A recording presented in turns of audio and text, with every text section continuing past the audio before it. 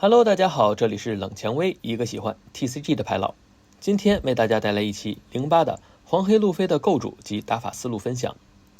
虽然大家都说这个版本黄黑已经不行了，但我依然对它爱得深沉。上周的旗舰赛也是通过使用黄黑路飞7-0拿下了本赛季的最后一张鹰眼，也是为08环境开了个好头，并且我所使用的构筑也可以说是极其抽象，别说你们觉得抽象了，我自己都觉得抽象，但是我确实又是使用这套抽象的构筑拿到了08的开门红，也算是有了一定的成果检验。今天我就好好的跟大家讲讲我是怎么构思出如此抽象的黄黑路飞的。当然，本期不是黄黑路飞的基础讲解，属于进阶一些的打法思路了。刚接触黄黑路飞的朋友，咱们先点一下视频中的链接，回看一下基础版的黄黑路飞的教程哈。首先，先讲一下为什么我会在08依旧选择黄黑路飞，因为练不会别的。好好说，08的环境确实相对抽象。红子罗作为一个过于全面的领袖，手牌也多，场面还大，东还多，什么都多，没有短板了，还能解场，战场确实十分强大。我也是玩了几天的红子罗，确实丝滑，以至于身边有相当一部分玩家都转玩红子罗了。我给我老婆也组了个红子罗，完全不会玩的她直接上手就能乱赢，也足以展现红子罗的全面了。而我其实是个极其不能接受内战的玩家，因为大部分情况下内战就是比谁胡而我也胡不过人家。全是眼泪了啊！至于为什么不选择陆琪，则是因为陆琪打不过黄黑，有个10-0开的大劣势对局。艾尼路则是不管打什么领袖，都多少需要点运气成分。其他的新晋或者老牌领袖，诸如布林、波尼，都是既扛不住红子罗冲，又顶不住陆琪的劫。虽然黄黑打这几个领袖相对劣势，但是一个是他们的生存空间比黄黑还小，很难遇到，即使遇到，大部分构筑也都偏向于针对红子罗，这使得黄黑或多或少都能钻点空子，也算是路飞变相吃到的一点版本红利了。因此在这个环境继续使用黄黑路飞确实是经过了我的深思熟虑，即使红子罗、陆琪、艾尼路还会是环境内的主流，陆琪是大优对局，艾尼路你能不能赢大部分情况其实是看运气，那么只要找到针对红子罗的办法，就等于能把这个环境平稳度过了。这个思路也同样适用于其他卡组，如果你能做到优开红子罗，那就想办法针对陆琪，能优开陆琪，那就想办法针对红子罗，如果两个都针对不到，那我建议直接等表。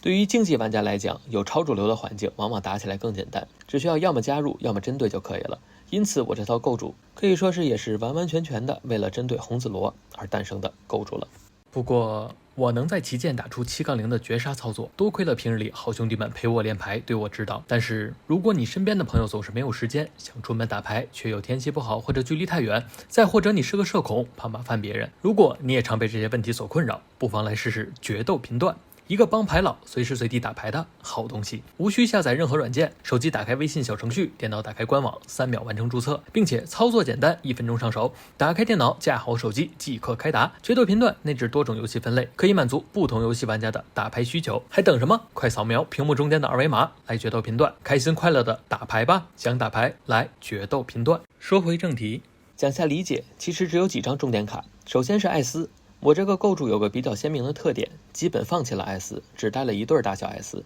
为什么要放弃艾斯呢？有以下几个原因：一、没边卡手。红子罗的一大特点就是5000公频很多，所以1000边的数量在这个环境里至关重要。手里太多的艾斯会让你被迫交出很多你不想交的1000边，尤其是现在的罗基本都会带满起手罗，也就是说一般第一脚是很有可能会挡一下的。这时如果你艾斯多没挡，吃个起手罗还没扔掉艾斯，把你莫利亚扔了，当场你就得红温。而打红子罗最好的1000边是弹头路飞，然后是萨博，艾斯基本只能靠萨博过下去。当然你可能会说艾斯打一脚战场也挺厉害的呀，也不至于就放弃吧。这就要引申出我要讲的第二点了。二、红子罗构筑的演变使艾斯基本沦为累赘。08红子罗数量的激增，使得红子罗为了去应对频繁发生的内战，开始大量的投入玩具罗，这使得艾斯7000的身板变得非常的尴尬。我刚才就提到了，红子罗的一大特点就是5000公频很多，7000的艾斯吃个玩具罗直接就变成活靶子了，让你保也不是，不保也不是。07呢能逼个小玉，08的玩具罗太赚了，不能接受。也是因为玩具罗的加入，使拔雪路飞的8000身材凸显优秀。8000基本是一定能要对面2张牌，7000呢就差点意思了。3、对子种类越少，操对子的成功率越高。红子罗的回底特性可以说是极其的克制黑色这种利用墓地的特性了。回到卡组是 OPC 之中最强的驱逐手段，甚至还能破坏路飞凑好的对子，携带过多种类的对子，一旦特定的对子被吹回卡组底了，手上再没有其他的应对的了，这把大概率就走远了。由此可见，弹头路飞的自爆特性在这个环境中可以说是至关重要了。当然，放弃艾斯还有一个最主要的原因：4. 不赚资源。艾斯只能去压制对面的资源，但是无法帮助缓解黄黑路飞越打资源越少的致命问题。很多时候，路飞不是打不过死的，是资源被耗干了死的。现在环境内的不管是陆奇还是红子罗都有极强的资源续航能力，红子罗更是常年保持在5-6手，你要是无法跟他们保持在同一梯队，就早晚会被落下。因此我认为现环境的资源续航是大于一切的，那不能帮助续航的艾斯的地位自然就要水涨船沉了。总结一下，卡手被误伤不赚资源，降低了凑对子的成功率，这些因素结合在一起，让我最终放弃了艾斯。只带一对就是最后斩杀，有就用，没有就算了，基本不奢求他做什么了，毕竟艾斯已经死了，就让他好好休息吧，赢。说完了艾斯，剩下的黑科技就是维奥拉和纸枪了。维奥拉从初我就在带了，一直带到08。之前的视频中也详细介绍过了维奥拉的具体用法，当时就是为了辅助打红子罗的。现在红子罗更多了，我认为维奥拉的含金量还在上升，并且有些时候就当个小阻挡用也是能救命的。打黄色或者蓝色还能提前看好血区，做好预防，所以真的可以被大家考虑一下。纸枪就是彻彻底底的环境针对卡。我之前考虑并测试过08新出的福兹符，就是2000边 K3的那个，应用范围过于小了，只能针对布林和黑色玛利亚，还有 K 手牌。5000的身材也不适合现在的环境，好处就是能配合维奥拉，但是老卡血确实有点难受了。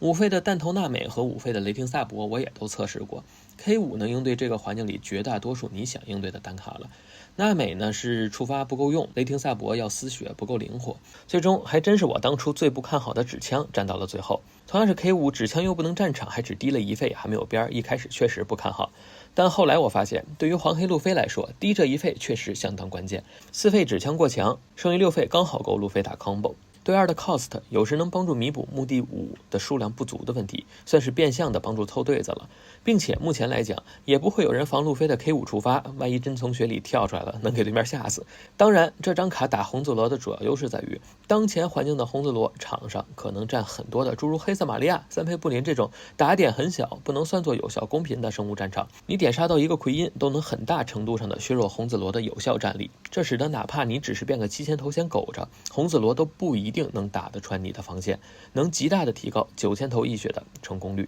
这里讲一张最近很火的卡，就是这个蒙多尔。说实话可以投入，能帮助启动，但是为什么我没选择它呢？K3 的范围太小了，因为现在的红子罗已经基本放弃了铲子，剩下的3费值得解的只有黑色玛利亚了，而测试了10好几把下来，去用弹头路飞去覆盖黑色玛利亚完全足够了。2虽然能帮助启动，但是3费确实要求有点高了，9费是1血，10费是2血才可以。前期就下场启动效果的话，因为3费也没覆盖什么有效打点，对方一看你自己拔血了，直接狂冲你一波，反而可能适得其反。3看国赛的时候发现，这张卡更像是一张南北差异的牌。我发现很多广州那边的牌手很喜欢使用狐狸轴的红子罗，展开超扑相当的快，并且波尔西是个5000的有效打点，对路飞能有一定的威胁。在这个环境下，快速启动加控场就会变得很有意义了，所以根据各地环境再去选择会更合适。至此，我08黄黑路飞的构筑思路以及一些黑科技的投入原因就跟大家介绍完了。相比于构筑，现在的打法思路上的转变则更为重要。最根本的改变来自于我对拔血路飞这张牌的理解。看过我之前视频和动态的朋友都知道，07时我只带了3张拔血路飞，究其原因是07时大家都不怎么碰路飞的血，而我的习惯也是，除了面对绿色、蓝色时，并不怎么需要去过于追求快速启动，尽可能的凑对子才是前期的首要任务。感觉手里凑的差不多了，再上拔血路飞开始准备启动。我认为这也是黄黑路飞运营的一个核心思路吧。启动不是目的，持久才是。甚至大部分情况下，我想跟你打几轮，取决于我还能变几轮的身。很多新手路飞觉得路飞好难，打几轮把自己资源打没了，还没打死对面时，只能干看着等死。其实只需要转变一下思路。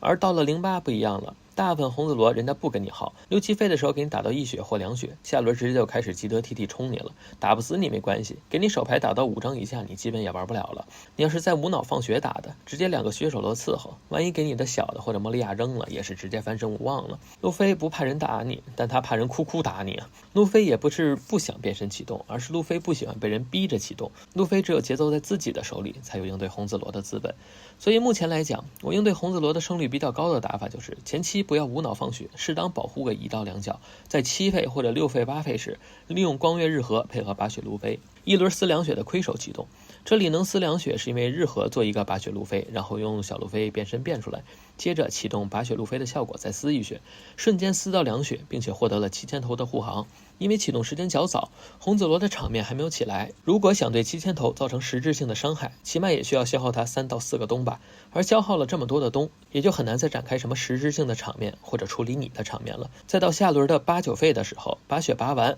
根据对方当前的场面以及现有的手牌，决定做7000头一血还是9000头零血。因为我的构筑里是带维奥拉的，所以即使我做7000头一血，防御性也还不错。其他构筑的朋友则要慎重考虑了。之后用手牌进入9000头的循环，满编的弹头路飞就开始派上用场了。萨博在面对红子罗的对局中确实不厉害，多用弹头路飞保证自己的续航才更加重要。当然如果你是9000头零血，那老老实实做萨博哈，只要成功进入这个阶段，那基本这一把就10拿9稳了。接下来通过高速的过牌，不断的找莫利亚完成自己的稳定续航。不单单是红子罗，没有几个领袖能承受得住每回合3到5张牌的续航，还有9000领袖的恐怖防御力。高速的过牌大概率能帮助你过到负数的莫利亚。正常情况下，对手手牌差不多1到2个莫利亚就足够赢了，手牌很好才会需要第3个，4个莫利亚都赢不了的局，那谁来了也赢不了。整体打法虽然听起来挺简单的，但其实想要达到也确实不容易。大部分情况并不会完全按照理想情况发展，一篇内容也很难讲出所有的可能性。那么我再给大家简单讲讲，如果手里没有日和去做解的话怎么办？首先，因为有7手罗的存在，罗一般已经不会选择养路飞了，所以能打的时候一般一定会打了。如果没有日和，那罗打你你就吃，通过吃血去找更多的可能性。即使被7手罗扔了2手，只要对子凑齐，能进入弹头路飞的结场循环，就依然还有机会。简单做个总结，当前环境打红子罗的总体思路就是前期通过日和亏手做7000头，减轻自己的防守压力，并让自己处在自己想启动再启动的状态，尽可能多的凑对子，最好是起步每种能有1大2小，小的俩就够了，大的越多越好。防备回底断挡，手动变2轮9000头之后，通过连拍莫利亚最终拿下比赛。黄黑路飞虽然构筑死板，但是打法辨识需要注意的操作细节却有非常的多。了解整体思路之后，具体的打法细节就需要大家在不断的实践过程中去找感觉了。好在期望达成的结果是相对固定的，只是过程需要去不断的打磨练习，帮助自己找到舒服且合适的节奏。也有朋友问过我，新表大概率削罗和路奇，